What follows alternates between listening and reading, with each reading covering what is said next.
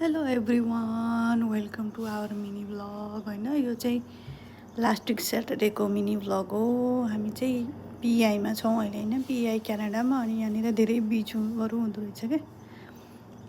यो स्याटरडे चाहिँ यहाँनिर हाम्रो घरनिरको एउटा ब्र्याकली बिच भन्ने रहेछ, त्यहाँनिर यसो जाउँ भनेर रेडी भयो होइन। अनि त्यही हो, 20 मिनट जतिको ड्राइभ रहेछ। गर्मी त गर्मी नै थियो अब। अनि वेदर चाहिँ यस्तो थियो कि ठिकै ठिकै थियो, सनी होइन, अराउन्ड 30 डिग्री जति थियो, राम्रै थियो। हरियालीहरू समर चाहिँ यस्तो हुँदो रहेछ यो प्रिन्स एडवर्ड आइल्यान्ड क्यानाडा भन्ने ठाउँमा चाहिँ।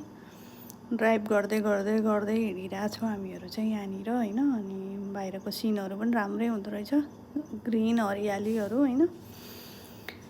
गर्मी ठिकै ठिकै हो वेदर, अब यस्तै हुँदो रहेछ क्यानाडाको। अनि हामी चाहिँ अझै पुगेको थिइनँ क्या। ड्राइभ गर्दै गर्दै गर्दै गर्दै गर्दै फाइनली पुग्यो। तर यस्तो गर्मीले म चाहिँ पुरै यो ओत लागे जस्तो भइदियो कि स्याडोमा, गर्मी गर्मी गर्मी।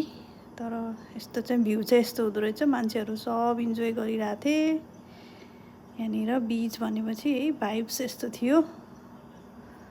हामी चाहिँ बिचभन्दा नि उताको बाटो गयो, हिँड्यो, रमाइलै भयो होइन। Thank you so much for watching.